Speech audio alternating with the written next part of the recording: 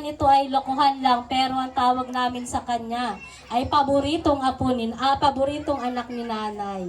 O, alam mo na yon, pumunta ka na dito. Sino ka? Nasaan na yun?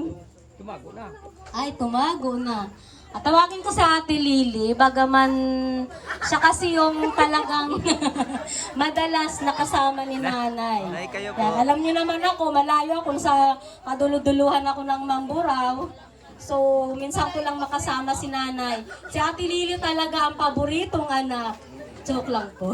Ayaw, walang inggitan ha. Baka mamaya, pagtulungan niyo akong anim. Yan, isang mapagpalang gabi po. Na-surprise ako dun, Sister Jillian. Kala ko yung si Manang ang paborito. Ikaw pala. Kay Luluruhing yun. Paborito na Luluruhing. Loloring yun. Ikaw Si kay... Manang pala, paborito ni Luluruhing. Ako ang paborito ni Lola Basyon. Yan. Ayan. Malinaw. Ano nga ba si Lola? Sino nga ba pala? Sino nga ba si Lola Yan ang mga Basyon? intro. Yan mga intro. Baba yun. Tissue.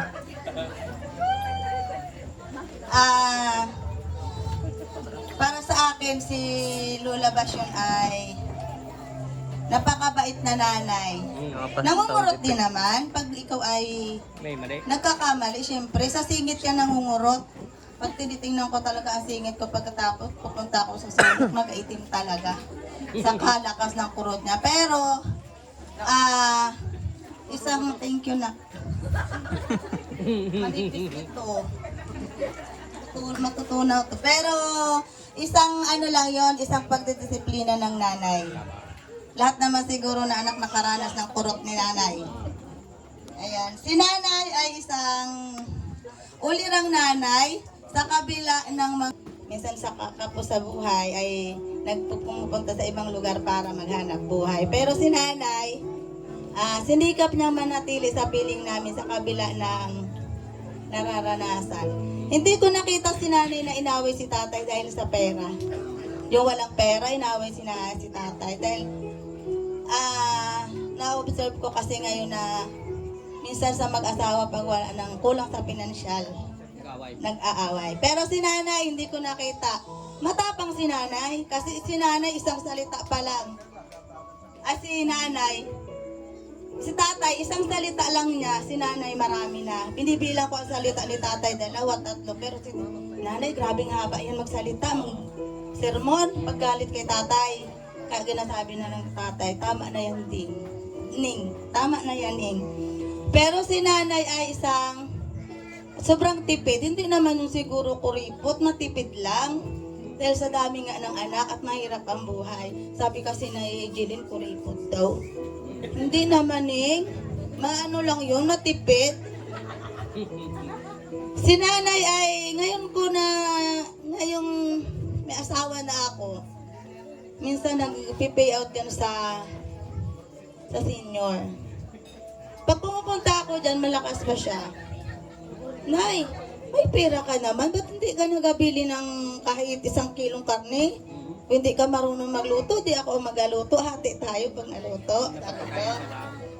Alam po kasi si nanay, sa totoo lang, hindi marunong magluto ng ulam. Kanin lang talaga. Si tatay talaga ang tagaluto nung maliit pa kami. Tapos sabi niya sa akin, alam mo na yun kaya ako nagtitipid. Dahil once na nawalan kayo, at lumapit kayo sa akin, may ibibigay ako sa inyo. Si nanay, manghingi ka dyan, sabihin waya, pero igway na. Pilitin mo mayroon, ilalabas niya, pilitin. Pero sa unang sabi, waya ako kwarta. Pero pilitin mo ng pilitin, nagalabas ang pera.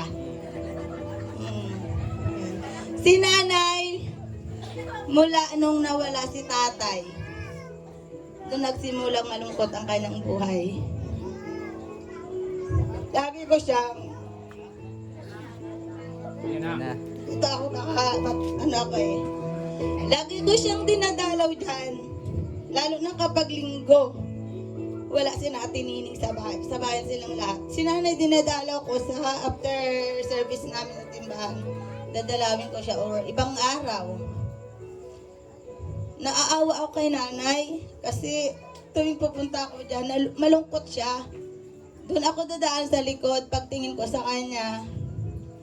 Sabi ko, Nay, ba't ang dilim-dilim ng kwarto mo? Sagot niya sa akin, nagtitipid ako sa kuryente. Sabi niya. Tapos, minsan, pumapasok din ako dyan sa bahay. Kahit madilim, nagbabasa siya ng Bible. Basta nandun na siya sa tabi ng bintana. Kita niya yon, walang salamin. Tinana yung dumating sa age na 83, hindi lumabo ang mata at hindi naging bingi. Sa biyaya ng Panginoon, huwag ka dyan makikwentuhan ng hindi maganda at sasawayin ka niyan. Sasabi niya, di na inapakatong istoryahan. Pag pangit ang salita niyan, ang inyong kwentuhan, rinig niya yan kahit may sakit na siya. Napakabait ni nanay bilang isang nanay dahil ngayon wala na kaming nanay, wala na kaming hintayin papunta doon, wala na kaming nanay na hatira ng ulam, wala nang pupunta sa bahay para magdala ng grapes ni Paco. Kasi sa totoo lang, si Paco siguro ang paborito niya kasi minsan mayroong pagkain siya dyan, pag hindi na niya maubos, kay Paco niya dinadala at binubulsa. Siguro lang, wag lang kayong maghinanakit mga apo na iba. Siguro kasi Paco hindi nadalan siya yung bunsong apo sa anak. Kaya siguro si Paco ang gusto niyang dalan. Kaya yung ibang apo sa tuhod na maliliit, pasensya na, maintindihan niyo sana. Wala na maghahanap kay Paco kapag pumupunta sa bahay. Wala na mangingi ng ulam, wala na magtatanong kung ano ulam nyo, kung may ulam kayo. Nakakalungkot lang. Dahil pag si nanay hindi ko nakita ng isang araw maghapon, i-check ko na yan kung anong nangyayari dito. Pag hindi yan nagala doon, ba't kaya si nanay hindi na pumunta sa banda doon sa amin? Dahil doon lang naman ang galaan yan eh. Pagpunta ako dito sa kwarto, napakasaya ko kapag nakita ko siyang tulog. Dahil ibig sabihin, nakakatulog siya kahit nalulungkot siya kay tatay. Si nanay yung, pag nakikita naming malungkot, palagi namin tinatanong, ba't ka ganun lagi malungkot? Dahil gawala si tatay. Anong gusto mo? Susunod ka na kay tatay? Yun lagi ang gusto niya. Ang ginagawa namin para mapasaya namin siya. Minsan nagre-request yan. Pag hindi namin na napagbigyan, yung punta tayo dun kay tatay mo, dun sa tikian. Pag hindi namin yan napagbigyan, malungkot yan. Kaya hindi pwedeng hindi namin yan pagbibigyan kahit sa isang, halimbawa, hindi naman ngayon, nag-request siya ngayon, hindi namin napagbigyan. In other day, pagbibigyan talaga namin yun. Pupunta talaga at pupunta kami dun. Kasi nga, parang yun ang kanyang kagalakan at kanyang kasiyahan. Dahil naisip ko kasi, parang si nanay at si tata yung ibon na nasa haula. Na pag nawala yung isa, namamatay na rin yung isa kasi sa lungkot. Hindi naman siya malungkot dahil wala si tatay masyado. Nandito pa naman kami nagpapasaya. Pero parang hindi sapat sa kanya. Iba talaga ang pagmamahal niya kay tatay. Nung si nanay ay may karamdaman na, ako yung palaging, siyempre ako yung anak na babae na tunay na anak na nandito, na walang trabaho. Ako lagi yung dinadaingan niya. Nagdaing siguro rin kay Ate Nining yan. Dahil sa Ate Nining naman talaga ay since na wala si tatay, si Ate Nining ang kasama niya dyan. Minsan masakit pag ang ganito huli, matigas. Akala namin sinisikmura lang. Pero nung time na parang hindi na tumatanggap talaga ng pagkain yung sikmura niya, nagdesisyon kami mga kapatid na ipa-check up. Awang-awa ako sa kanya na ipapa-ultrasound ko siya. Kasi pabalik-balik kami dun sa mainit na lugar. Yung, di ba ang ultrasound nandun sa lumang building, ang OPD nandito sa harapan. Nagtitiis siya sa pabalik-balik na init. Ma-ultrasound lang siya. Namamaga na yun ang paa niya dahil pina-check up ko siya. Niresetahan siya ng hindi siguro ang na gamot. Namaga ang paa niya, lalong nanghina siya hanggang sa yun nga sabi ng doktor, ipa-ultrasound. Pina-ultrasound namin. Ganawa namin yung the best para kay nanay. Pero sa sitwasyon na kanyang kinalalagyan ng time na yun, hindi na kung halimbawa gagamutin lang pero hindi tuloy yung gagaling. Kasi ang sabi ng doktor, ipapa-opera. Tinanong ko si Dr. Eugenio, Dok, pwede kaya pa kaya ni nanay? Hindi na, kasi matanda na siya. Tsaka ang hina-hina ng resistensya niya at ng katawan niya. Hindi kami nagpapasalamat dahil may sakit si nanay. Ang ginawa namin, pinag-pray namin kung ano ang kalooban ng Panginoon. Nagdesisyon kami magkakapatid na mag-alternate ng pag-aalaga. Salamat sa Panginoon sa isang buwan at kalahating pag-aalaga namin kay nanay na para naman namin yung pagmamahal namin sa kanya. Minsan nag-duty ako sa kanya, ako lang mag-isa. Sabi niya sa akin, matulog ka na. Napapagod ka na sa akin mag-alaga. Sabi sa akin. Sabi ko kay nanay, hindi ako na napapagod kasi nung maliit pa ako, hindi ka napagod sa akin mag-alaga kahit sakit din ako dahil sakit din talaga ako nung baby ako. At nung time na sabi ko na, nahihirapan ka na ga? Sabi niya, talaga, oo, nahihirapan na talaga ako. Sabi ko, kung pwede lang kunin yung karamdaman mo, pwede ko nang kunin. Pero wala kami magawa kundi ang ipanalangin si nanay. Hanggang sa isang araw na lang na Lunes ng umaga, pumunta ako dito. Hindi ko kaya si nanay, parang habol na lang yung hininga niya. Lumabas ako ng kwarto, ayaw ko makita si nanay na malagutan ng hininga. Dahil awang-awa talaga kay nanay. Salamat sa Panginoon. Dahil kinuha na ng Panginoon si nanay, alam kong magkasama na sila ni tatay sa kabilang buhay. At nagpapasalamat din ako sa Panginoon kung hindi kay nanay at kay tatay, siguro wala akong takot sa Panginoon ngayon.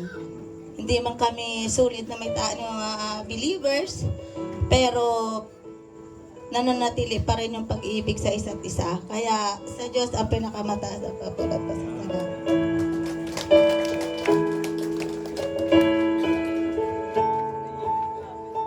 Paboritong anak siya, paboritong apo sa kanya din. Hindi po. Yain uncle ano. Pero konting ano lang no, nung nag-aano kami na naglolokohan nga kami na si Ate Liling ang inaano namin paboritong anak. One time nagkalkal kami ng gamit ni nanay patay na siya. Kailangan niya para sa death certificate niya na pag-iintindi. Ang nakita namin sa kanyang mga files, picture ng mag-anak ng kulubong. So, ibig sabihin, ang paboritong pamilya ay ang kulubong. Hindi ang Nandun mutya. ang picture ni Janine, ni Jared, ni Eugene. Silang mag-anak. Yung Mali at the pala, end, mali. nalaman namin, nung patay na si nanay, kulubong pala ang kanyang paborito. Hindi mutya. Hindi, joke lang po. So, ngayon naman po ay parang nasilip si Manong Iki doon. Magsasalita yan. Parang napapagusto. So, pwede ba akong tumawag sa isang manugang? Kasi, sa totoo lang, lahat ng manugang ni nanay, kasundo niya talaga. Mas mahal pa ng mga manugang kaya sa tunay na anak si nanay. Yan, lumabas si Sister Nining. Yan. Alam Sa na. talaga ang pinaka sa lahat ng manugang. Huwag pong magtampo yung ibang manugang. Alam nyo naman na si ate talaga hanggang sa huling sandali ng buhay ni nanay. Siya talaga yung may pinakamalaking ambag sa pag-aalaga. Nag-lipstick na pala yan eh. Talaga. Nag-ready. Ayan, isang magandang gabi po. Kaya, simula pa lang. Simula pa lang yan. Ilabas muna. Natangis agad si Ulitang. Ayan, nagpapasalamat po ako sa Panginoon sa lahat po na nandito ngayon.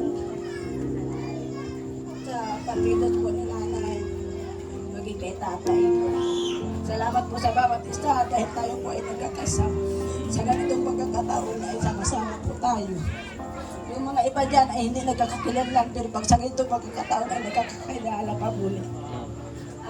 Ang masasabi ko po kay nanay ay kung sino si nanay. Dahil ako po ang kasama niya araw-araw dito.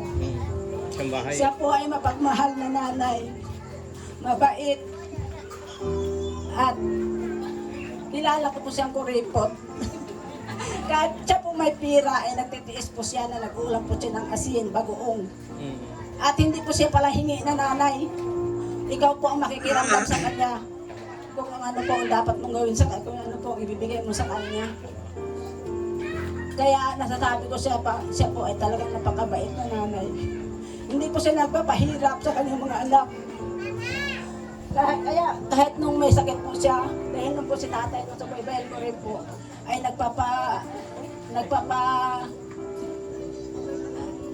nagpapahuga po sa kanyang mga pagkain. Sabi, Ning, ang tawag niya sa kanya ni nanay, Ning, bilhan mo naman ako ng ruyan. Kaya nung siya po ang may sakit, sabi ko sa kay nanay, Nay, dapat ikaw hingi din sa amin kung anong gusto mo. Ay, talagang hindi siya naghihingi. Talagang huhulaan mo siya kung anong gusto niya sa kanyang kakainin niya. Sabi ko nga sa kanya, parang ginagawa mo kami na yung manghuhula kung anong gusto mong kainin. Lalo na nung naghirap siya kumain, na hindi na talaga siya makakain. Kahit sa bulak po, pinapagaan namin siya ng gatas. Kaya ang pagkakilala ko po kay nanay ay tunay po siyang napakabait para sa akin. At maging sa lahat po sa aming mga anak at mga manugang ay hindi po siya, wala po akong masabi sa kanya. Hindi po siya yung madaingin, yung kahinaan ng bawat isa, ipaparating pa sa isa, hindi po siya ganun. Wala po siyang masabi sa bawat isa sa amin. Kaya siya po ay napakabait na nanay para sa akin.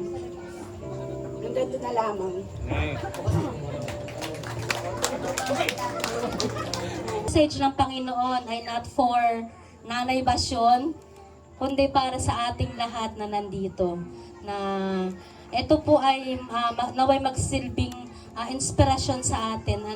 At saka yung bawat mensahe ay talagang nawa ay ma-absorb natin. So tawagan ko si Sir Rodel para siya po ang maghahatid ng salita ng Panginoon sa mga oras na.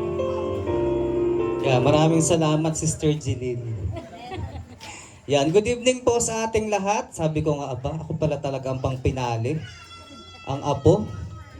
Dapat si Pastor to, di ba? Ay sa kabisihan, at si Lola naman hindi yan magagalit pa sa gawain ng Panginoon. Unahin ang gawain ng Panginoon. Nagkataon talaga na maraming schedule. Kaya buti na lang mayroong si Rodel. Ayan. Ready na ba kayo makarinig ng salita ng Diyos? Talaga energetic, Parang hindi namatayan. So, ganyan daw ang tingin sa atin minsan ng mga tao, kasi alam natin ang katotohanan. Alam natin na ang kamatayan ay isang hindi mo katapusan, hindi tayo masyado nagdadalamhati, gaya ng sinasabi ni Apostol Pablo, dahil alam natin yung katotohanan, na ang kamatayan ay sinasabi ni Apostol Pablo na the blessed hope of all Christians, tayo yun bilang mga Kristiyano. So, ngayon makinig tayo ng salita ng Diyos. Amen? Sabi mga sa katabi mo, handa ka na bang tumanggap ng pagpapala? Yan. Ano kayang pagpapala ito? Pagpapalang espiritual. Kung papaano po ng ating physical ay pinapakain po natin, ganun din ang ating spiritual, ay dapat makakain din po ng salita ng Diyos. Sabi nga ng banal na kasulatan, hindi lamang sa tinapay, nabubuhay, marami din tinapay dyan, nabubuhay ang tao. Diba? Kundi maging sa salita ng Diyos. Amen? So ngayon, tatlong mahalagang bagay na dapat ma-realize ng isang tao kapag nasa burol. Yan. Saan nyo mas gusto? Sa kasalan? Siyempre, kasalan. Pag ninang ka, talaga nandun ka, Talagang ganda pa ng damit mo. Sa birthdayhan? Saan nyo gusto? Sa concert? O sa patay? Saan po? Yan ang tanong ko sa inyo ngayong gabi. Ano kaya ibig sabihin nito? Bakit kaya mahalaga? Bakit kaya may mga bagay na dapat ma-realize ng isang tao kapag siya ay nasa burol? Alam ko po ang dahilan ninyo. Alam ko po ang dahilan ng ilan sa atin para ipakita ang pakikiramay. Yan po ay mabuti. Diba? Minsan nga sabihin natin, nakikita ang kabutihan ng isang tao sa dami ng nakiramay pag siya ay namatay. Talagang habang-haba ng diba? Haba, halos hindi maputol. Pero pag sabi, masama daw ugali mo, konti lang ang pupunta pag ikaw ay namatay. Kaya magpakabait tayo para hindi lang awin ang ating diba? So, yan yung katotohanan, natatawa tayo, pero totoo yan. Kasi nga yung legacy natin, ay buti nga sa kanya. Minsan ganyan pa maririnig natin, ano. Kaya kailangan magpakabait na tayo. Amen po ba doon? Kasi may maiiwan tayo eh. May maiiwan tayong legacy. May maiiwan tayong bakas. Ay, from the word bakas, ano? 'Di ba? Para sa ating mga followers. Yung legacy natin ay masarap ba sa tenga pag narinig natin? 'Di ba? Ang daming legacy na iniwan si Lola Basyon. Sabi nga ni Buning kagabi ay lahat ng apo ay nakurot. Iniisip ko, nakurot ba ako ni Lola? Ay, nakurot ako ni Lola noon. Nung ako high school. Tita Jeline, saan na yun? Iniisip ko talaga kagabi, sabi kasi ni Buning lahat daw ng apo nakatikim ng kurot kay Lola kasi talagang ano yan, matara yan. Mabait na malambing pero matara, wag kang paloko-loko dyan, malayo yan. So, iniisip ko ano nga ba, nakurot nga ba talaga noon? Nakurot pala ako ni Lola noon, nung high school ako. Kasi anong nangyari Tita Jeline, saan na yun? Ma'am Jeline? Nag-inom kami ng budyak nung kami high school. Tapos sa Ate Gigi, talagang pinatulan namin, Chinese wine pa ang tawag namin para medyo sosyal. Pero budyak po yun. Sinado ang kainuman ko na lang banggitin, basta nag-inuman kami doon na nagpanggugulong ako sa balinghuyan. First time ko talaga malasing. Umuwi ako at si Lola ang sumalubong sa akin dito sa bahay na ito. May ano pa to nakataas pa yung kusina. Na ako pagharap ko sabi ito, huwag kang huwag kang magpapahalata kay nanay. Basta relax ka lang. Ay, alam niyang kaiba ako, talagang yung ganun pala ang lasing, parang ang daan isigsag. Hindi ko alam kung paano nakakit na hagdan kasi mataas ang hagdan dito noon. Si Lola ang sumalubong sa amin. Sabi nito dyan, huwag kang magpapahalata. Talaga. Pagharap ni Lola sa akin, sumuka ako. Doon ako nakurot ni Lola sa tagiliran. Sakit. Sabi niya, saan ka galing? Ba't kayo pangalasing? Uminom po kami ng budyak. Sarap pala ng budyak. Manamis-namis. Talagang grabe yung pagsuka ko noon. Sabi ko, grabe. Tapos sabi ko, ay, isang kurot lang pala ako kay Lola. Tapos pinulbuhan. Pinainom ng kape na matapang na walang asukal. Tanggal ang paggalasing sa budyak. Si Sir Ronel pala nagbudyak noon. So, lahat na kurot. May legacy si Lola sa lahat ng apo. Baka ngayon mga apo na yan sa tuhod na yan. Kasi kami yung mga una, kami yung first generation. Ay talagang sabi ko nga ay napakamapalad naming mga nauna noon. Kasi kasagsagan ng kalakasan ng matatanda na sila excited na may apo sila sa first batch. Yan, medyo tinatamad na yan sa mga huli. Napipilitan na mag-alaga yan Pero noon, sobrang excited nila talagang, sabi ko nga, pag doon pa ang bahay namin, ganun tamaling. Pag sinabi ni tatay na kanalola nyo kayo, tayo tutulog lahat. Parang piyesta ang pakaramdam ko noon. Pag dito kami tutulog sa malaking bahay, ayan. At yun nga, talagang may maiiwan at maiiwan tayong legacy sa mundong ito. Na sabi nga, kahit sabihin na ikaw ay isang kwento na lang, kwento na may kwenta. Amen? Purihin ng Diyos sa gabing ito. Unang bagay po na dapat pala nating ma-realize. Ano bang Tagalog sa ma-realize? Ma'am Jeline, mapagtanto, lalim. Una, sabi dito, ang buhay ng tao ay pansamantala lamang. Alam ba natin yan? Napanood ko yung interview kay Cory Aquino. In-interview siya ni Jessica Soho. Masayang-masaya pala siya na sabi niya, okay na ako sa edad na 75 ay mamatay na. Sabi niya, bago siya namatay, nabanggit niya yun. At parang hindi nga siya lumampas sa edad niya, ay kinuha na siya ng Panginoon. Tayo ilang taon ang gusto natin na goal sa mundong ito. Yun ang lagi namin biruan si tatay sa sobrang ingat niyan.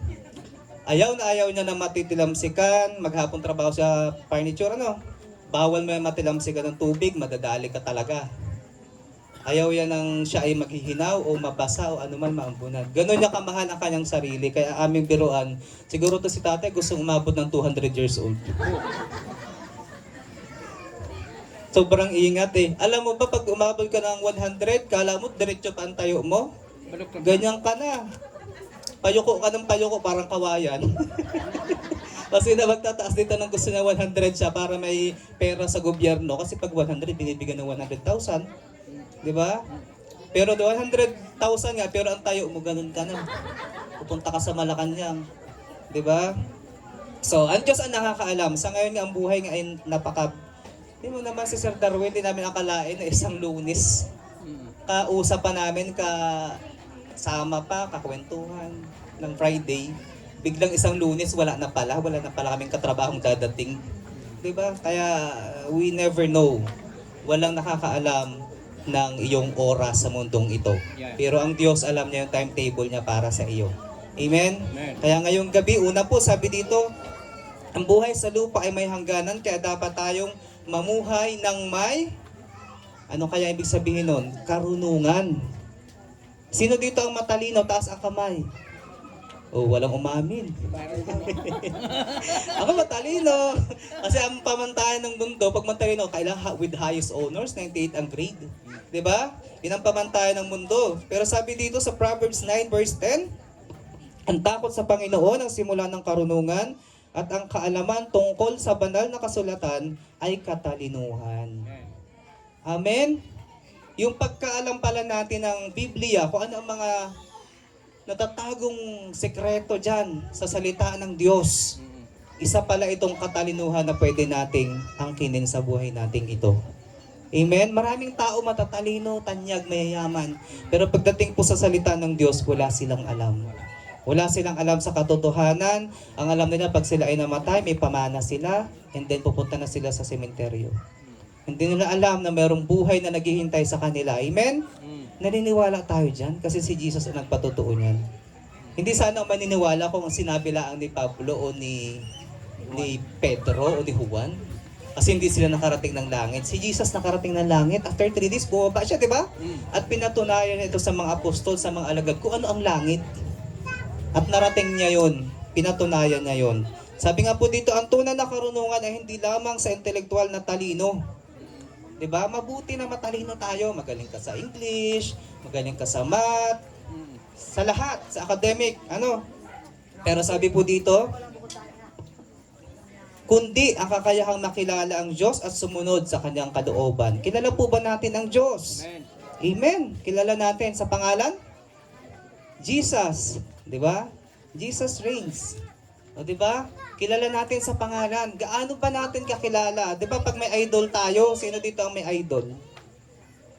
Wala? Walang nag-amin. Marami tayong idol. Idol, galing mo, mag-basketball. O diba? Pag may idol tayo, sino yung mga ano dito, kabataan, mga Korean ano dyan, fanatic. Sino mga iniidolo nyo, talagang pag nakita ay halos himatayin. Diba? Tapos inaalam mo pa ang ano niyan, ang background niyan, kung anong gusto niyang kinakain pag umaga, anong iniinom niyan. Ganun natin kinikilati sa ating idol dito sa mundo. How much more ang idol natin na si Jesus? Yeah. Gaano ba natin kakilala? Mabuti nga may mga ganito, ano? May lamay at nakakapakinig tayo ng salita ng Diyos. Amen? Sabi po dito, ang taong may karunungan ay nauunawaan ang kahalagahan ng relasyon sa Diyos bilang pundasyon at gabay ng kanyang karunungan. Dapat pala tayong maging marunong sa mundong ibabaw na ito. Amen? Paano natin nakukuha ang karunungan na yon?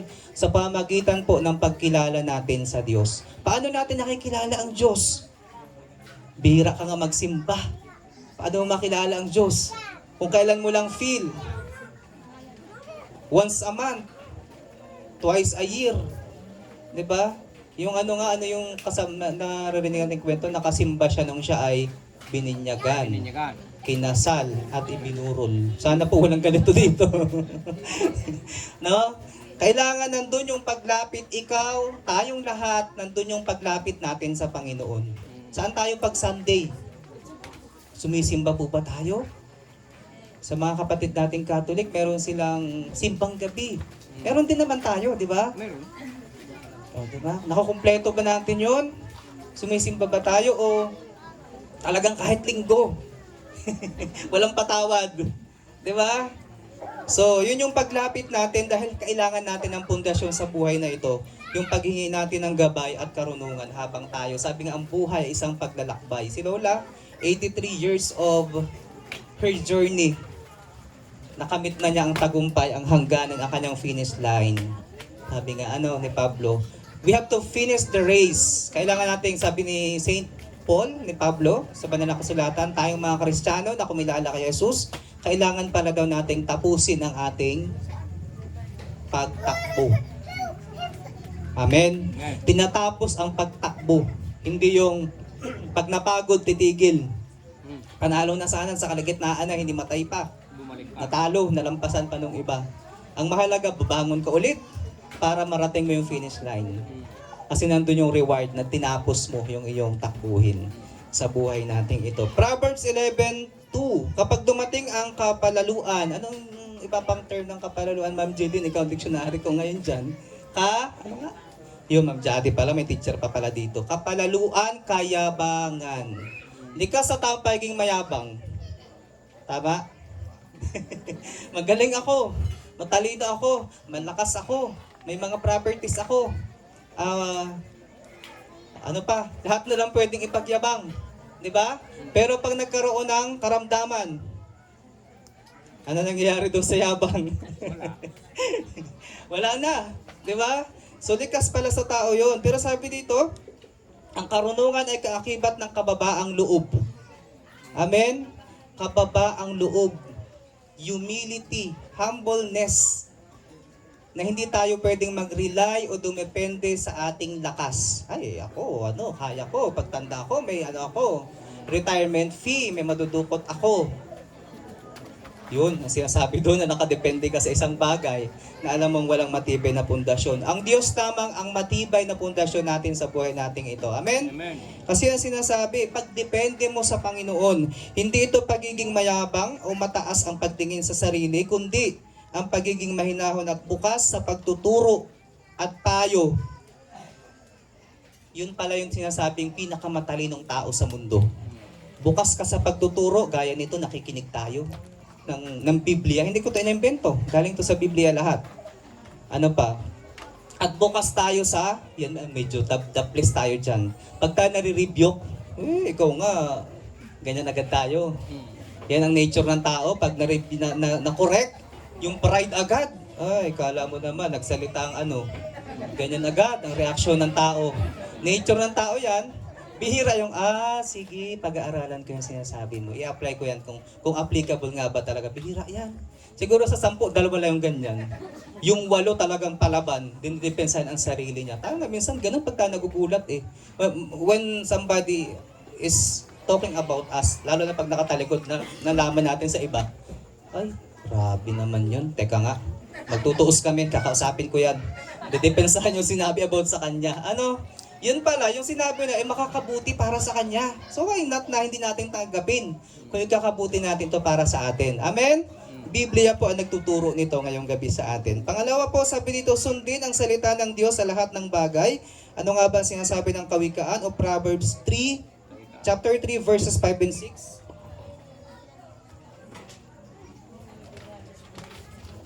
Nandiyan pa po ba kayo? Salamat sa mga 6 na gabi ng puyat. So, ganun. Isang pasasalamat po. Talagang hirap mapuyat ng sunod-sunod. Pero, dahil last night na kanilola, bukas ay dadali na natin sa kanyang, actually, hindi nga huling hantungan dapat ang tawag eh. Huling hantungan sa physical. Sabi po dito sa Proverbs 3:5-6, magtiwala ka sa Panginoon ng buong puso at huwag manalig o manangan sa sarili mong karunungan. Kilalanin mo siya sa lahat ng iyong lakad or plano at ituturo niya sa iyo ang tamang landas. So, ibig sabihin may tamang landas. So, may landas na hindi tama. May landas na pwede kang maligaw. At ang natatanging kompas, ang natatanging gabay o ilaw para makita mo kung saan doon yung tama, ay ang pagtitiwala natin sa Panginoon. Ganun ba tayo sa buhay natin? Ito, pinagkakatiwala ba natin sa Diyos ang lahat ng bagay? O nagdedesisyon na lang tayo, ito ang decision ko Wala akong pakialam, basta ito ang decision ko. 'Di ba? Yung pag-recognize natin, 'di ba? Paano natin malalaman kung will nga ba talaga ito ni Lord?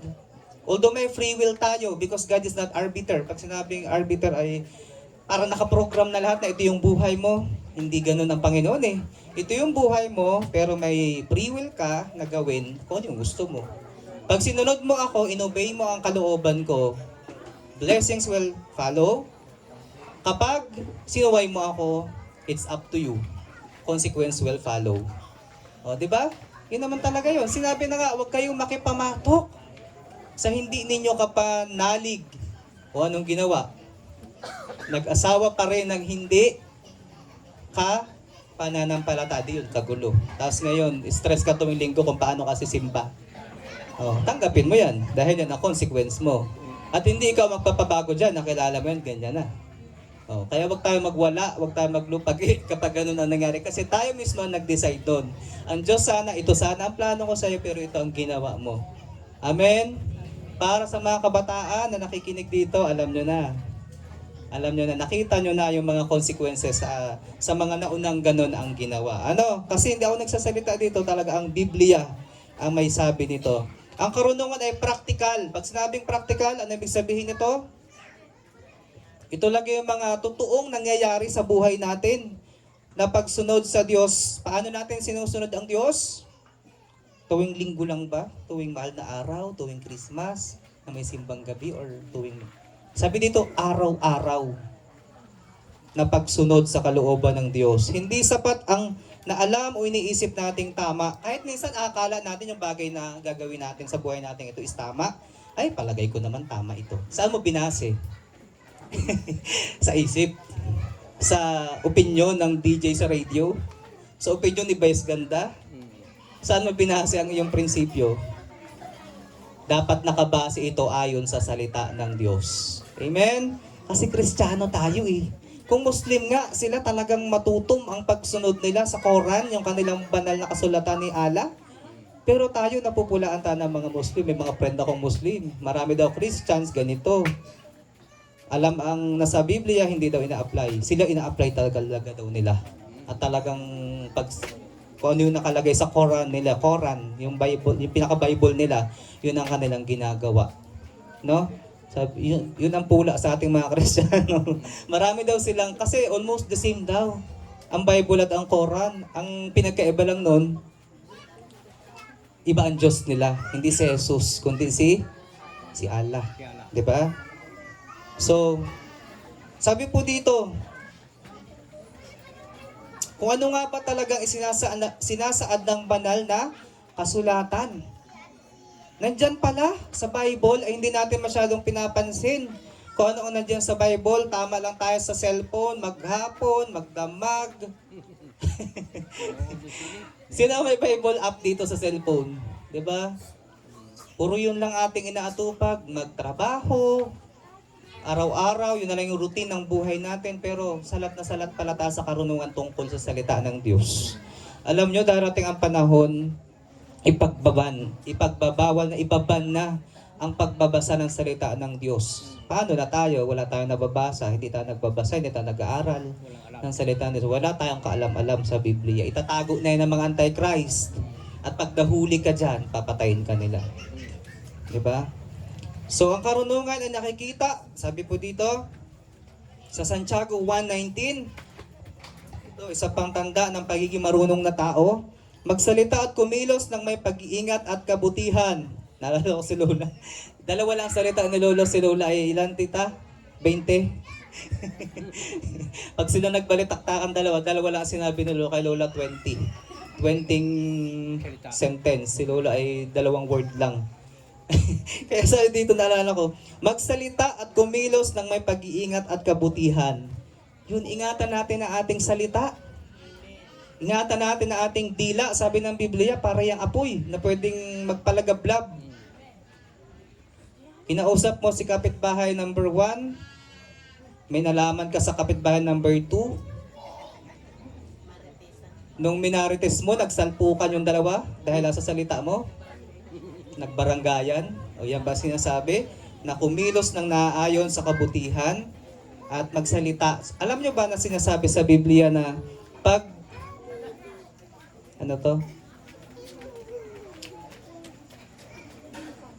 ibabase ang tawag dito? Hindi ko matandaan yung specific na sinabi na sa Bible. Ayon sa kanyang mga salita. Pwede pala tayong ma-judge ng Panginoon ayon sa ating mga salita. Kaya ako sa school, bawal na bawal sa akin ang nagmumurang bata, talaga nang gigigil talaga ako. Yung bang parang expression na lang sa kanila mga bad words. Ay talagang sabi ko, sampalin ng bibig 3 beses, sampal din naman. Sabi ko, alam nyo, mga grade 6, halip na yung mga word na yan, ang mga pangit na yan, may impyerno kayo dyan. Ang sabihin nyo na lang, hallelujah, praise the Lord. Ayun na sinasabi ngayon ng mga bata, ay sorry. Tapos papalitan na, hallelujah, praise the Lord. Sabi ko, aba, may born again yata itong mga grade 6 bago graduate ah. Sabi ko talaga naman. O kaya sila na mismo, pag kahit hindi ko naririnig, nakikita ko sila pag nadudulas. Kasi expression na nga parang normal na lang baga sa kanila na magsalita ng bad word. Sila na ang sumasampal sa kanilang bibig. Sabi ko kasi, ang grade ninyo sa ESP, naku, nakakahiya, paubos na. Dapat in-expect yun yan ang pinakamataas, 98 dapat na kasi napakadaling subject niyan. Pero pag nakita ng nanay nyo na 75 kayo dyan, kamumura ninyo, sige, ubos yan bago mag 4th quarter. Minus ng minus yan. Kaya sila pigil na pigil talaga. Pag nasa classroom ko, bawal talaga ang bad words dyan. Sanay kayo sa bahay nyo Kaya may nag-chat sa akin, sir, kala mo sabi sana anak ko, isampalin ko daw ang bibig ko ng 3 beses. Sinat ako ng nanay, sabi ko, bakit po? Yun daw ang turo nyo sa ESP, sampalin na ng 3 times ang bibig pag nadulas, nagmura. Tawa ako sa kinausap ko yung mga bata, anong ginawa sa magulang nyo? Hindi sir, yung sinasabi, alam mo ang bata, mas naniniwala sa teacher kaysa sa magulang. Yan yung power namin.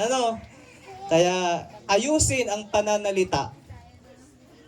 May kilala ba kayong ganong tao na pag nagsalita, yung mabigat na problema gumagaan? O may kilala kayong tao na pag nagsalita, yung stress mo mas bumigat? Kaya ang karunungan sa pagsasalita, saan manggagaling yan? Sa Biblia yan ang gagaling. Hindi yan kung saan sa mga manghuhula dyan, kung saan sa mga radio station manggagaling dyan. Kahit pa anong ganda mo magsalita, kung walang laman yung sinasabi mo, hindi siya patungkol sa karunungan galing sa Diyos, bale wala po ito. Kasi sabi po dito, sa Santiago 1:19, maging mabilis sa pakikinig, mabagal sa pagsasalita, at mabagal magalit. Yan, galing din tayo sa Bible yun, na huwag tayong maging magkagalitin. Magagalitin ba tayo?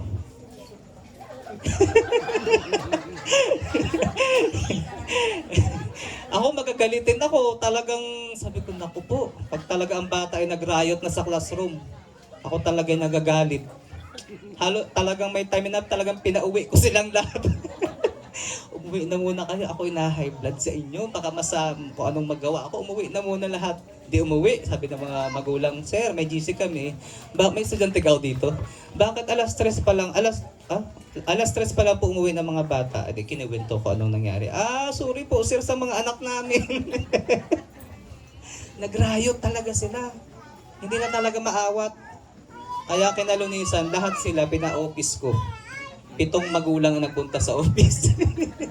Sabi ko, yung 7 na yan, pag umulit pa kayo, hindi kayo makakarating sa grade 7 kasi wala kayong, hindi kayo re-release ng good moral certificate.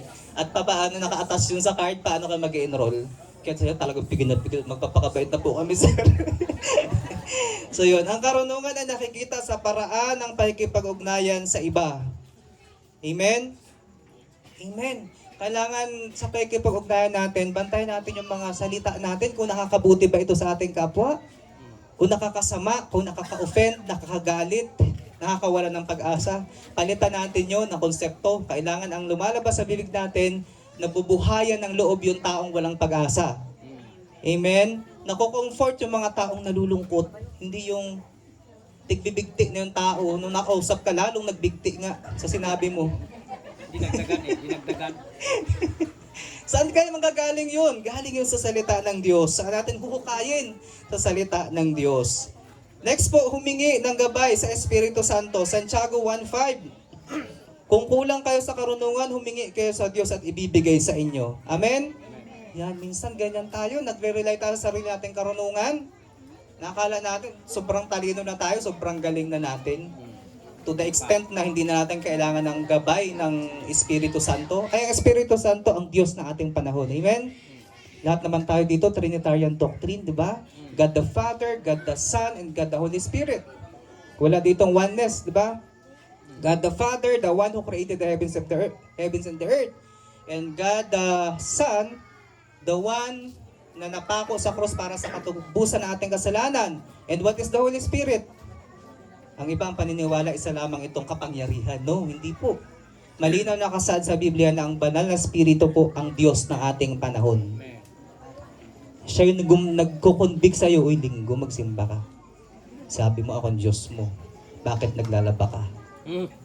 Yan yung nagkukonbik sa atin every Sunday. Diba? Oh, masama yung ginagawa mo. Banal na Espiritu, siya yung kapalit ni Jesus nung siya nag-ascend sa heaven kasi nag-worry ang mga alagad doon. Sino na ang maging guro namin? Sino ang gagabay sa amin? Wala na kaming leader. Ano na kaming 12 disciples. Pero anong sabi ng Panginoon, may darating na kapalit ko. Yun pala yun. At hinintay nila yun, nila Peter sa upper room ng Jerusalem, ang pagbaba ng Espiritu Santo na siyang Diyos na ating panahon ngayon. Amen? Madali lang ipangaral sa atin to kasi parehas ng doctrine. Trinitarian doctrine. So ang karunungan ay biyaya ng Diyos.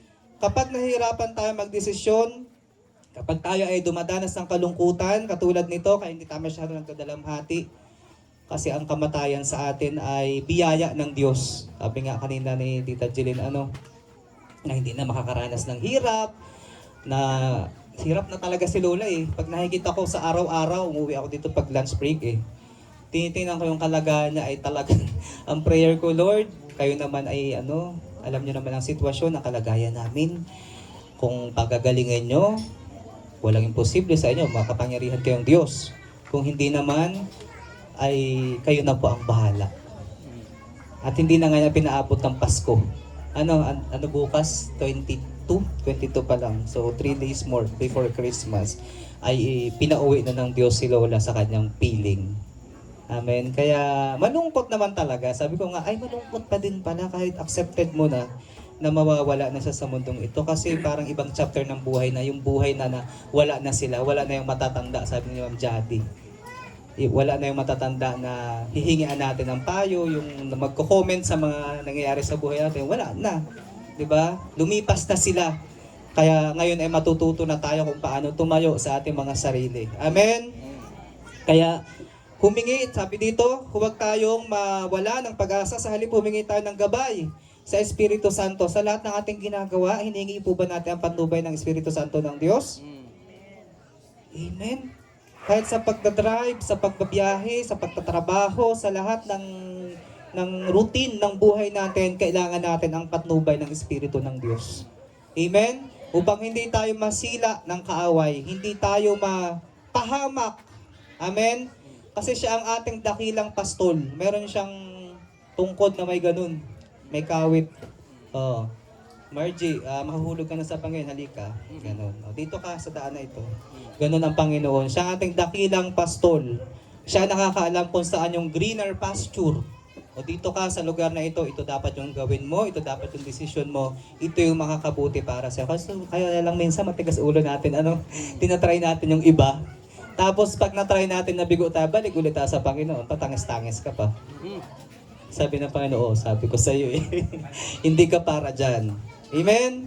Kaya sabi dito nakukuha, saan Espiritu Santo nagtuturo sa atin ng tama at nakakalugod sa Diyos. At nakukuha natin ito saan? Paano natin nakukuha? Sa pakikinig at pagbabasa ng kanyang salita.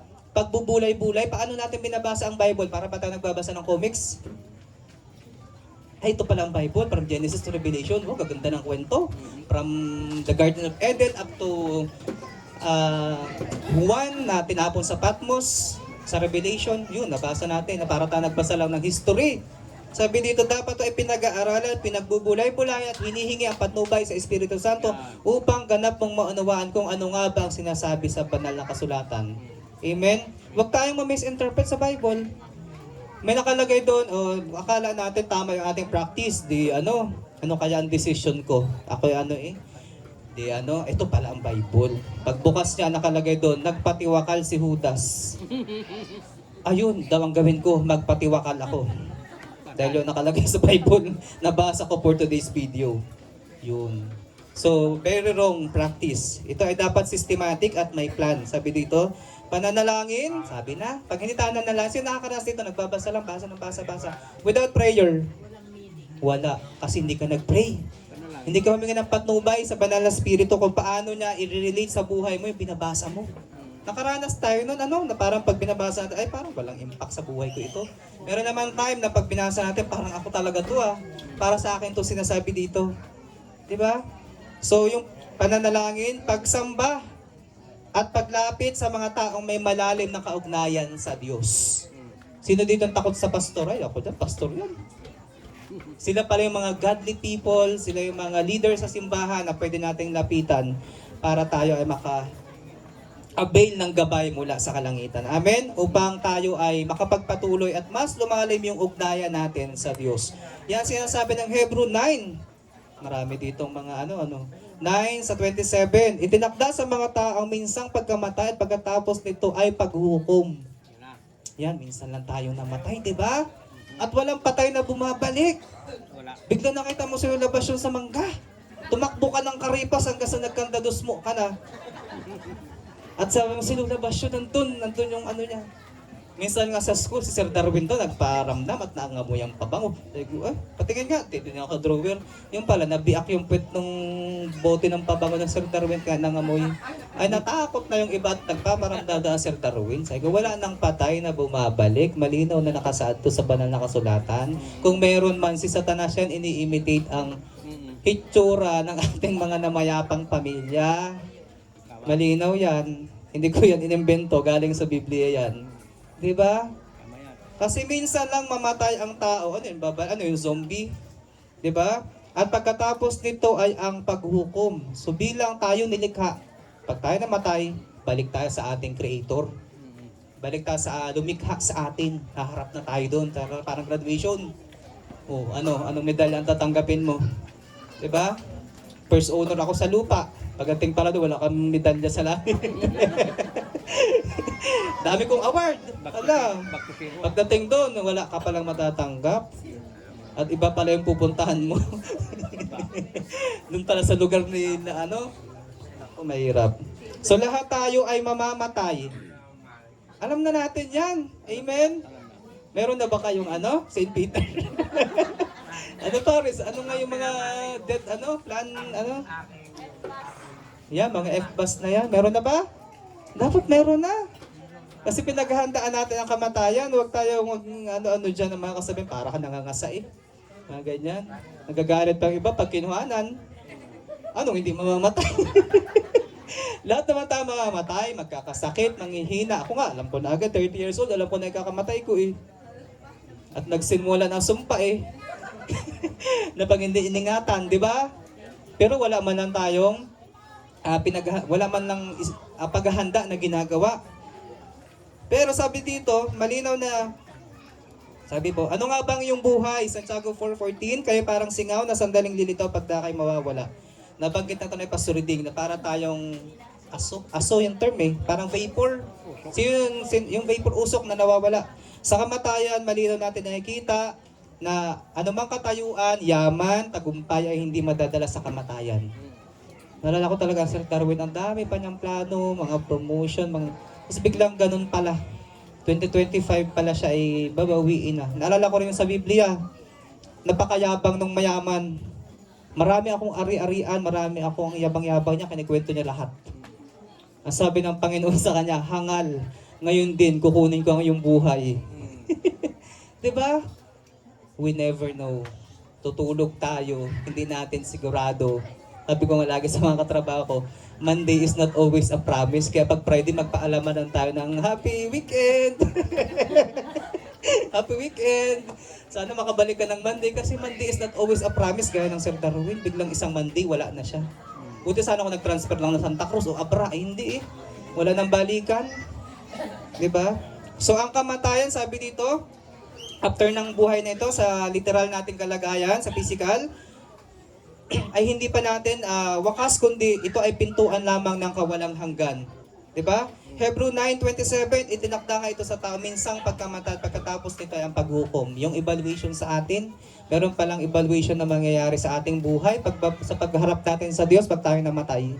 Buti sana kung literal madatnan tayo ng Diyos dito na yung second coming ng Panginoon na literal na hindi na tayo mamamatay.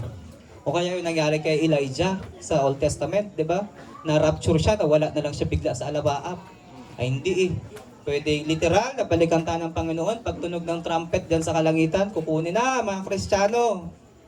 Na totoo. Di ba? Iglesyang buhay. Ikaw isa kang iglesia ng Diyos. You are a temple of the Holy Spirit.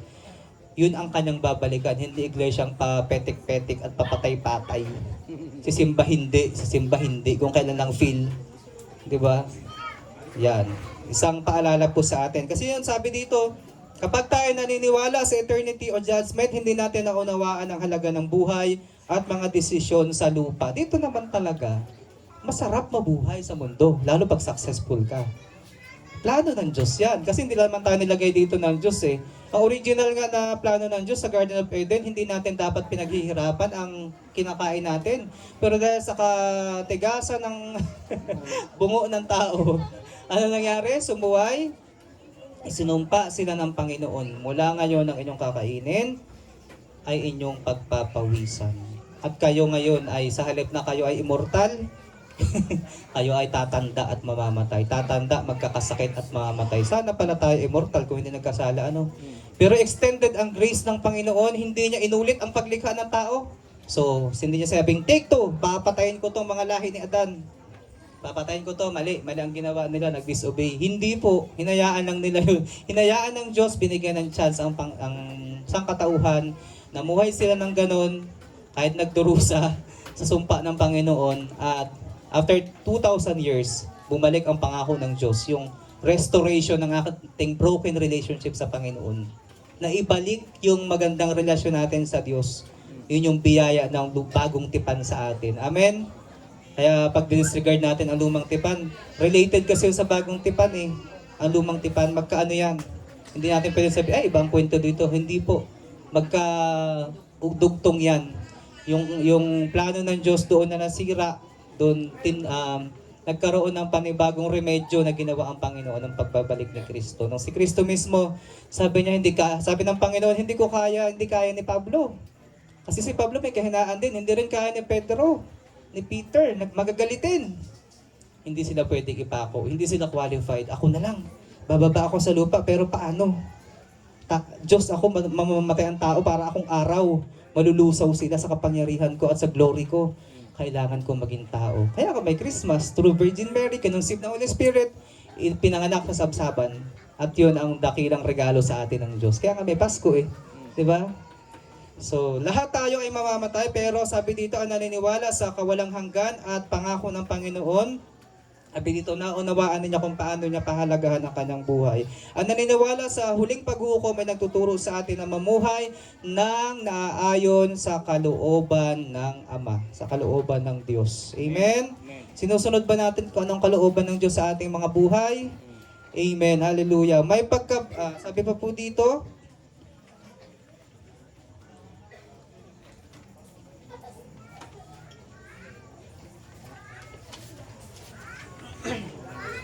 so ito pa po, ang tamang pamumuhay ay dapat simulan. Ito pa pala. Sa buhay na walang hanggan na regalo sa mga nananalig kay Jesus, na ating Diyos, nagmula sa Diyos, ay may pagsusulit sa lahat ng bagay na kanyang ginawa. Yan. John 11:25-26. Ako ang muling pagkabuhay at ang buhay. Si Jesus ang nagsasalita dito. Ang sumasampalataya sa akin ay mabubuhay kahit siya ay namatay. The life after death, not in physical but in spiritual. Siya ang muling pagkabuhay. Kaya tayong mga naniniwala sa Kanya, meron din tayong muling pagkabuhay. Ay, naunawaan po ba natin? Ibig sabihin, may muling pagkabuhay, gaya ni Kristo, muling nabuhay. Alam mo, itatago pa sana ng mga Roman soldiers yun para yung prophecy ay buwagin na si Jesus ay muling mabubuhay. Yung templo daw itatayo after 3 days. Anong templo? Yung templo pala na hindi building, kundi si Jesus. After 3 days, siya ay muling mabubuhay. Itatago sana nila yon para pabulaanan yung katotohanan na si Jesus ay muling nabuhay sa kamatayan. Na-overcome ni Jesus Christ ang kamatayan. Literal na bumalik siya at glorified body siya nung siya bumalik. Kaya nahawakan sana siya ni Pedro dahil sobrang pagkamis, yayakapin, wag mo akong hawakan. Sabi niya, ako ay kumbaga glorified body yun. Pero hindi siya multo ha. Gaya na sinabi ni Pedro, ni Juan na nakita rin na palutang-lutang sa dagat. Multo daw. Glorified body siya. So sabi dito sa 2 Corinthians 5:1, kung nasira man ang tahanang lupa, ano yon? Yung kay lahulang katawan, sinasabi dito, tahanang lupa. May tahanang tayo mula sa Diyos, hindi nasisira. Sa halip ito ay pangwalang hanggan. Yun pala yun. Ibig sabihin ang buhay natin ito, ang physical natin ito, because we are made of three substances, the body, soul, and spirit. Itong body natin ito. Pag namatay, pag nawala ng oxygen, di ba? Katawan ka na lang, bubulok. Alam niyo pa, yung mga bata nagtanong, paano uuurin ang Sir Darwin, walang butas yung Sabi ko, may sarili tayong organism sa katawan. Meron tayong mga organism sa katawan na yan yung magiging uod, nakakain sa atin, na buto na lang matitira sa atin. Hindi kailangan lulusot yung mga organism sa simento. Diba? And then yung ating soul, ano yun naman yung kaluluwa na yun? Yan yung kung bakit ka natutuwa kasi may soul ka. Kung bakit ka natatakot. Diba? And then yung ating spirit, ano naman yung spirit? Di ba ang cellphone pag walang internet at hindi ka makapag-live? Parang spirit yun. Connection natin sa Panginoon. Naiinis na pag walang internet, galit na galit tayo. Pero yung connection natin, yung espiritu natin that it's supposed to be always connected to God, masaya ba tayo pag nawawala, na-disconnect? Ay, parang iba na yung espiritu ko. Kailangan mag-recharge ako. Kailangan kong mag-reconnect sa Diyos. Lalo na ngayon 2025. 2026 parating na, 'di ba? Ilang 2 weeks na lang. 2026 na ulit. Kamusta ang ating spiritual na buhay? Amen? Yun. Sabi po dito, ang tamang pamumuhay ay dapat simulan habang may panahon. Alangan naman si Lola. Sabi, Lola, bumangon ka muna dyan. May panahon pa para magbago ka. Pwede pa ba yun? Wala na. Pag nakita natin yan, kapag ka nasa patay, titigan mo na yung patay. At i-realize mo sa sarili mo, nako, baka ako na ang sunod. Sinang gusto? Wala naman, para, ayoko, takot mamatay. Nakita ko talaga kung paano si Lola nalagutan. Simpleng-simple. Diba? Umano lang siya, yung huling hininga lang niya, nakita ko kung paano, parang gumanon lang, tapos, yun, wala na. Diba yung iba, pag nakikita natin, nagapangkikisay pa, talagang kung ano yung mabangga dyan. Pero napakasabi ko talagang answered prayer. Sabi ko, Lord, yung maaluwan na paglisan ang aming hiling sa iyo. Yan nga, sabi po dito, ang pagsisisi at pagbabago ay para sa mga buhay, hindi po sa patay. Amen? Kaya nga pag nagpipray tayo, hindi para na kay Lola. Kasi siya ay tapos na eh. Huwag na natin siyang utusan. Kaya nga, rest and peace. Hindi yung pag namatay ang kamag-anak mo, hoy, saan ka man naroroon, pagdasal mo kami. At di ka magdasal sa sarili mo. Kaya nga rest and peace, pagpahingahin mo na yung tao. Yan ang itinuturo ng Biblia po, mga kapatid, mga minamahal. Hindi ko po inimbento yan. Hindi, walang libro ko sa ang author ng galing. Si Jesus Christ mismo ang author niyan. Amen? Minsan lang tayo mamamat at pagkatapos na ang paghuhukom sa ating mga buhay. Ecclesiastes 7:2, mas mabuti ang pumunta sa bahay ng nagluluksa kaysa sa bahay ng kasiyahan. Amen? Kasi nasasalamin natin yung buhay natin kapag nandito tayo sa patay. Diba? Nagkakaroon ng reflection sa buhay natin. Lalo na pag narinig natin yung magagandang mga sinasabi, nung nabubuhay pa yung namatay. Diba? Ako kaya, ano kaya sasabihin sa akin? Pag ako namatay, ano kaya sasabihin ng mga tao sa akin? Diba? Sana maganda. Hindi yung hirap na hirap silang pumili ng word para lang hindi mapahiya doon sa unahan. Kasi pangit-pangit pala ng ugali mo na nabubuhay ka. Totoo po yan, kaya kailangan pala natin maging mabait. Paano maging mabait? Maging malapit tayo sa Diyos. Yun na naman nagtuturo ng kabutihan sa buhay natin ito di ba? Ang Biblia, tinuturuan tayo na maging mabait at hindi sapat na maging mabait. Kailangan maging connected tayo sa Panginoon at magkaroon tayo ng pananampalataya sa Kanya na siya ang ating dakilang manunubos, siya ang ating Diyos, Savior and Lord of our lives. Amen? Savior, tagapagligtas, at hindi lang basta Savior, Lord of your life. Diba? Minsan nakala natin, save na ako. Nabautismahan ako. Save na. Pero sabi mo, Lord ng buhay mo. Pero sinusunod mo ba? May amo ba na ang nasusunod ay ang alipin? Diba? Sabihin ng alipin, hoy, amo, gamasan mo yung area na yun. Baka ikaw, nasampikol ka ng iyong bosig. Diba? Ganun din ang Diyos. Sabi mo, ako ang Panginoon ng iyong buhay. Pero ang aking kautosan, hindi mo sinusunod. Pag linggo, nasaan ka? Nasa laot po, Lord. Nasa ano ngayon? Nakapila doon sa ayuda. Minsan, linggo talaga ginagawa yan. Ganyan ang mundo. Para hindi ka makasimba. Ay, sayang yun. Pera yun. Di ba? Nakikita natin kung gaano kababaw ang ating spiritualidad sa mga circumstances na ganyan. Kaya yung sinasabi po, para ma-realize natin sa 2 Corinthians 6:2 na kaysa sa bahay ng may kasiyahan. Although hindi naman masamang maging masaya, di ba? May party. Pero dapat nare-realize din natin sa buhay natin ito. Minsan nare-reflect din tayo sa ating sarili kung tayo pa ba ay konektado pa ba tayo sa Diyos o ang nagiging Diyos na ay ating sarili. Kasi pag naging gano'n na, sanay na tayo hanggang sa mamatay tayo. Gano'n na yung magiging cycle ng buhay natin. Ngayon ang panahon, sabi, kalugod-lugod, ngayon ang araw ng kaligtasan. Ang pagpunta sa patay ay paanyaya ng Diyos. Isang imbitasyon pala ito upang suriin ang sarili nating buhay. Kaya pag nandito pala tayo, huwag tayo magchismisan. Huy, si ano pala, ganyan-ganyan. Ating suriin pala ating sarili. Naku, ako kaya, ganun. Hindi yung, huy, si ano pala, ganyan-ganyan. Yung talaga, chismisan sila magdamag sa patay. Habang tayo may hininga, may pagkakataon pang magbago, magmahal, magpatawad. Amen? Sabi ko nga itong salitang magpatawad, kasing sarap ito ng fruit salad ngayong Pasko at New Year. Sinasabi ko sa inyo. Sino dito ang may kagalit pa? Hindi mag-amin yan. Ha? Mahirap po yan pag meron pa tayong kagalit. Mapait ang lasa niyan, para yung kape na walang asukal. Kailangan nating alisin ang galit, puot, hinanakit at kung ano-anong bumibigat sa ating dibdib. Masarap mabuhay ngayong 2026 na masaya ka lang, magaan ang kalooban mo, na kapag patawad ka, nagmahal ka. Wala naman kasing perfect sa mundo. Siya magsasabi, si perfecto, pangalan niya yun. Diba?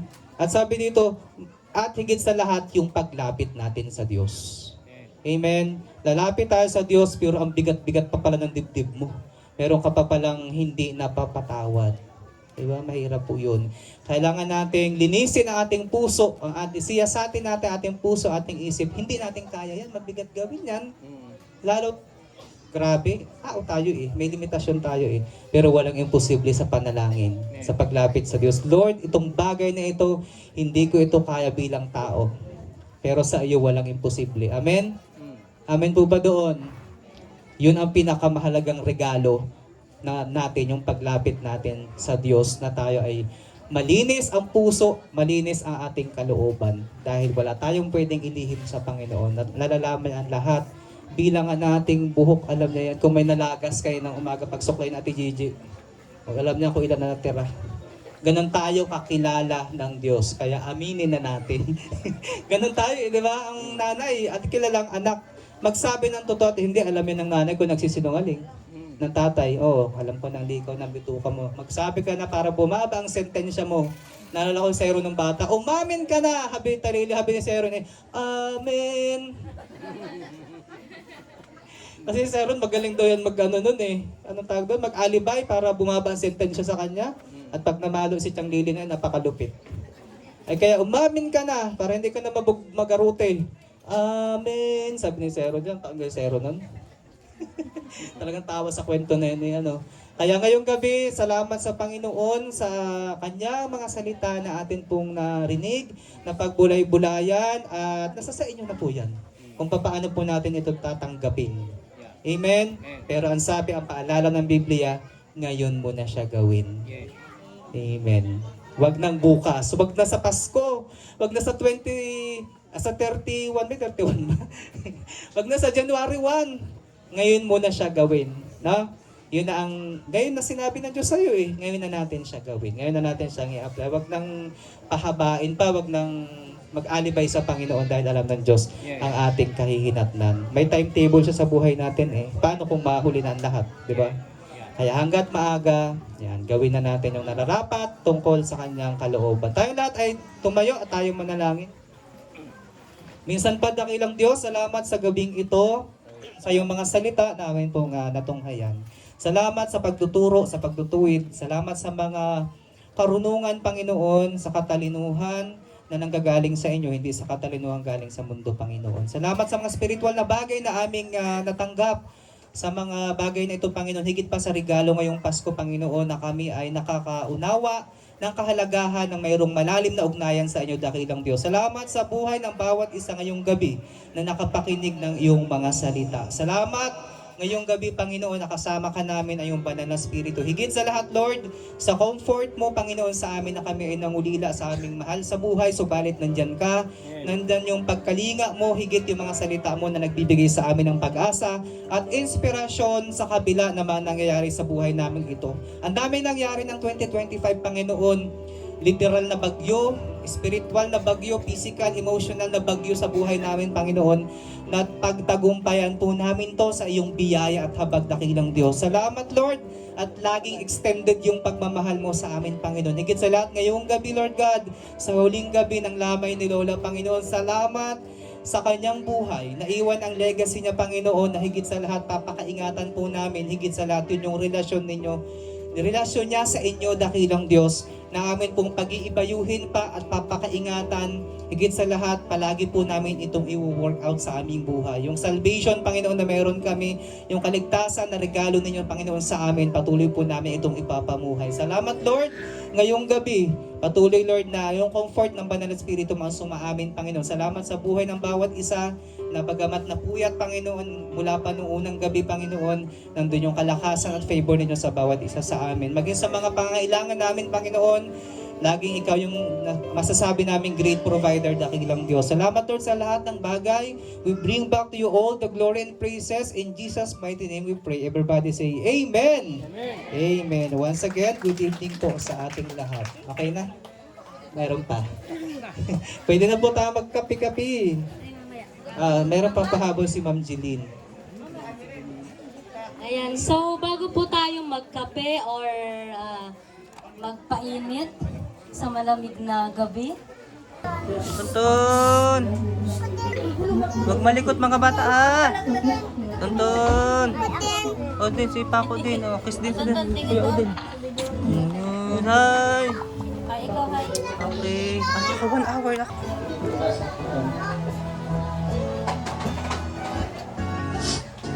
Lola,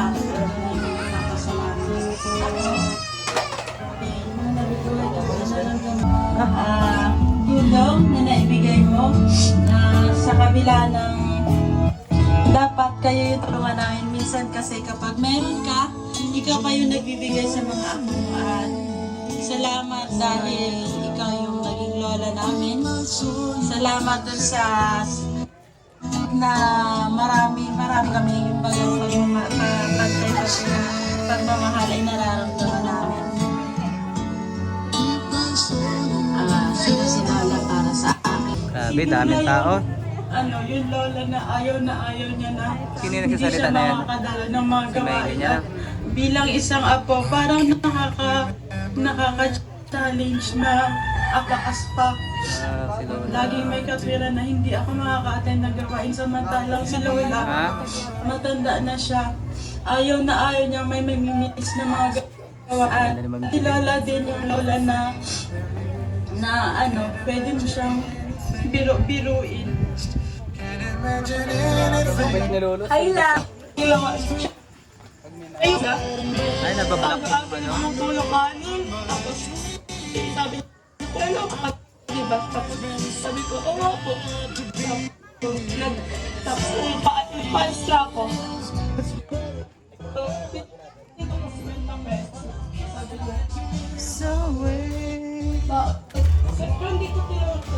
Naka-ready na pamerienda sa mga people.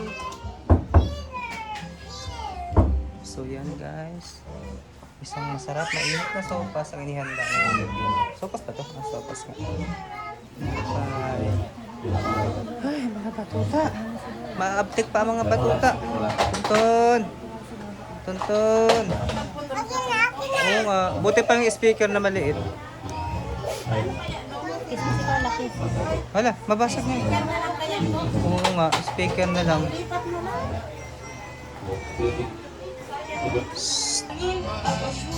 Sabi na, kumain ka na, papasok ka diba? Sabi ko, oo po. Tapos, bakit na rin Nagatamis na. tinigil niya ako ng 50 pesos. Sabi ko, siyempre hindi ko tinanggap yun. Siyempre, may ako. Grabe ba na? Para sa akin, zero lang ang pinakamalaking bagay. Aking pagkatao. Kaya pinakamalaking tulong ng buhay ko.